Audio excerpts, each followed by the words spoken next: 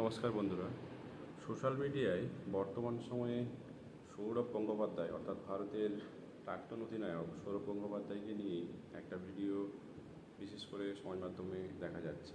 সেক্ষেত্রে বলা হয়েছে যে ভিডিওটিতে সৌরভ গঙ্গোপাধ্যায় একজন পুলিশ ইন্সপেক্টরের অভিনয় করছেন এবং অভিনয় জগতে তিনি আসতে চলেছেন, এরকম একটা মিথ কিন্তু আসছে। বর্তমান যে ভিডিওটা সেটা কিন্তু অরিজিনাল ভিডিও নয়, তিনি কোনো ধরনের সিনেমার অভিনয়ের সাথে যুক্ত নন। যে ভিডিওটা এসেছে সেটি মাত্র একটা হিন্দি মুভি খাঁকি সিনেমা, সেটি বাংলায় নতুন করে সেই সিনেমাটা আসছে। এটি প্রসেন চট্টোপাধ্যায়, পরমব্রত চট্টোপাধ্যায় এবং শাশ্বত চট্টোপাধ্যায়ের একটা সিনেমার প্রমোশন ভিডিও করার জন্যই সৌরভ গঙ্গোপাধ্যায় এই সিনেমাতে ওনাকে একটা পুলিশ অফিসারের খাঁকি ড্রেস পরা লুকে দেখা যাচ্ছে এবং সেটা একটা প্রমোশনাল ভিডিও মাত্র। সেক্ষেত্রে তার যে নতুন সিনেমা করা যে গুজব রয়েছে সের সাথে কিন্তু কোনো সম্পর্ক নয়।